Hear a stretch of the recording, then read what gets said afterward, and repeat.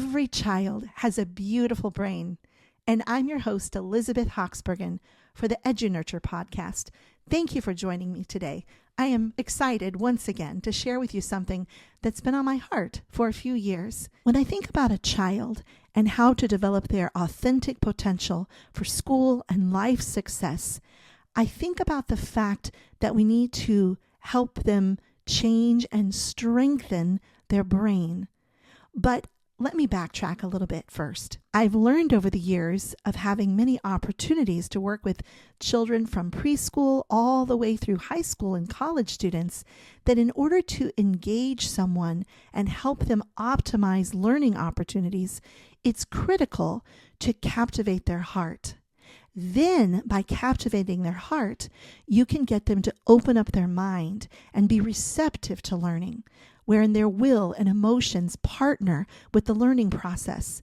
And then ultimately, through that learning process and repetition as needed, you can help them change their brain. So I have a simple formula I've developed over the years, and it goes something like this.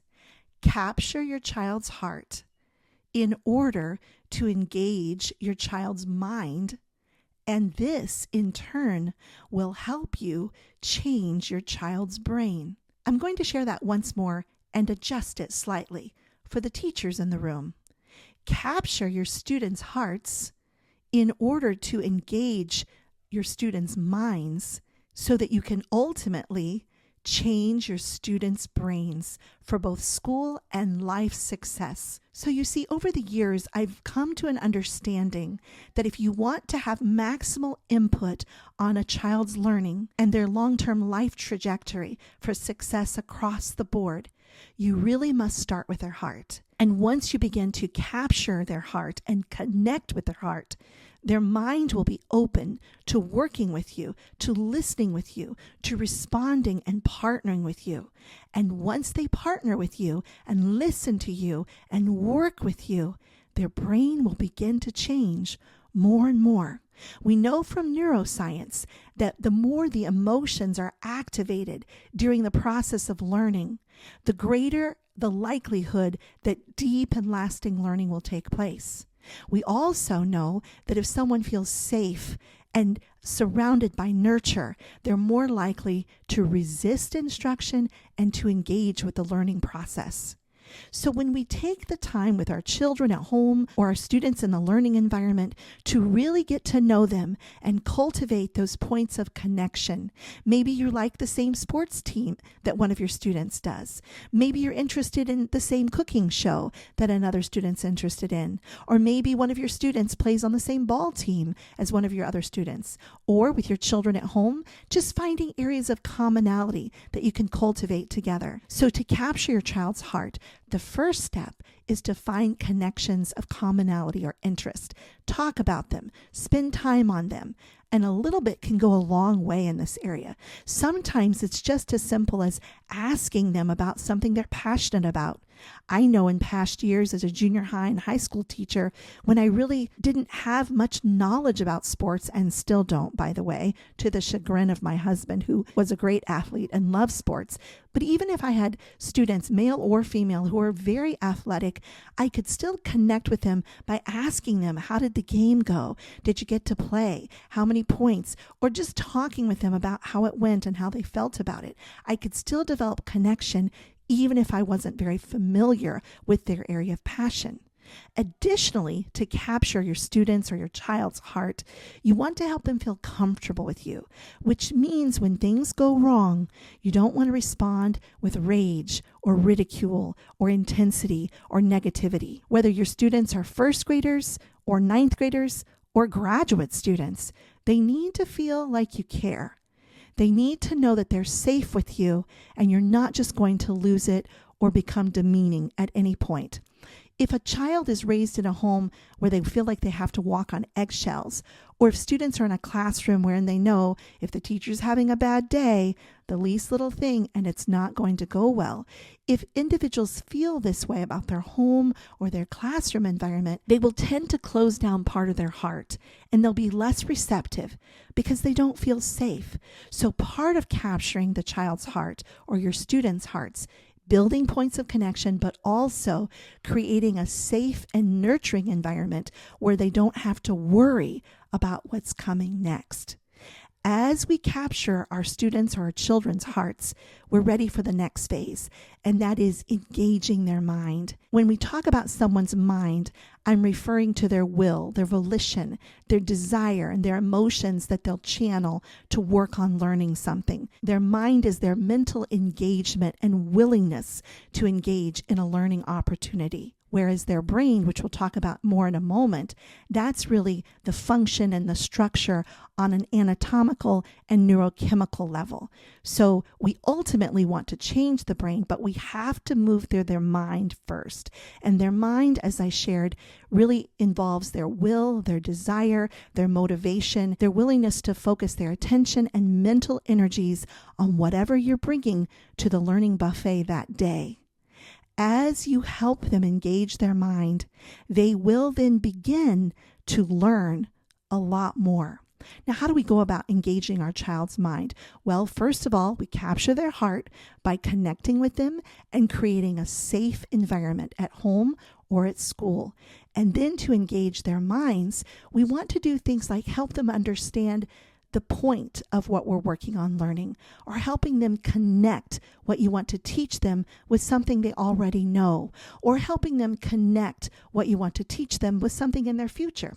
For example, over the years as a dyslexia therapist, sometimes when I work with an older student, they may not be that interested in the therapy that they need to help remediate their brain's ability to read and spell and write. So I often will talk with them about their dreams. What do they want to be or do on a college and career level? And then we'll talk about their personal aspirations. Would they like to have a family? And things like that. And then I'll connect it to the work we're doing at hand. And I'll explain how the work we're doing has the power to rewire their brain, build greater skill capacity so that they truly can achieve their dreams down the road. So one of the things you can do to help engage the student's mind is to help them see the connection, or helping them understand and really visualize that what you're teaching them, what you're working on with them, is connected to and relevant to their future desires or dreams, or something that's very important to them.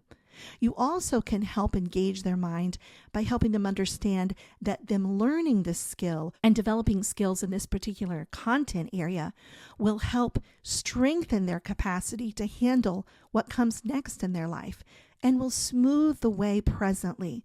For example, if they're struggling in math, or if they're struggling to remember scientific terms, whatever it might be, if you can help them understand that what you want to do with them and what you're trying to teach them will actually help them learn this in a way that will facilitate the next steps for their learning, while also reducing the mental stress and the headache that they might be currently experiencing.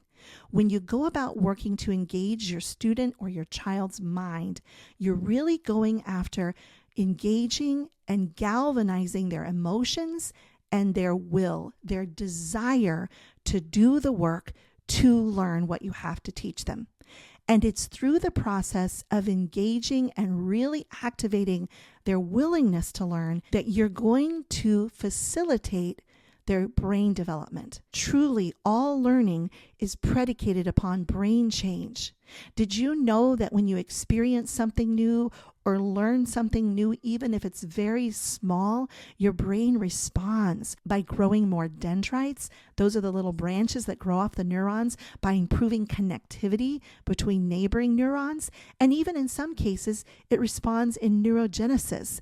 Neurogenesis is when your brain makes additional nerve cells, which then supports learning. And the more you engage your child's emotions and will, the more they are going to focus on what you're doing and be vested in the process. And as their emotions and their will and their mind are fully engaged, you will maximize their brain's response to the learning activities. Because truly, learning is about improving neural connectivity, helping the brain build better connections. So in order to maximize learning for the students in our homes and the children in our care at school, we want to be intentional about capturing their heart by building connections through common interests or showing them that you're interested, and creating a calm, safe, reliable environment. And then we want to work to help them engage their will and their emotions so that their mind is attending to the task at hand.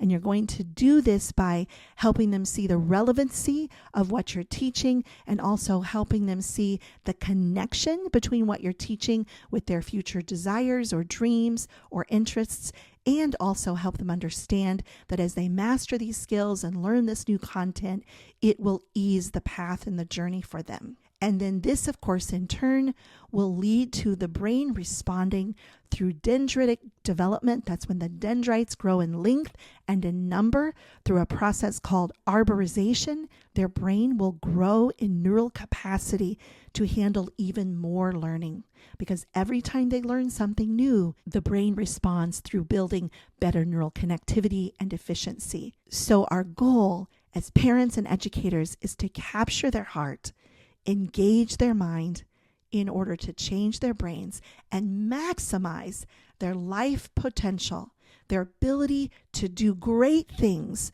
for themselves and others, for school and life success. This is Elizabeth Hawksbergen. Thank you for joining me today, and I'll see you next time right here at the EduNurture podcast.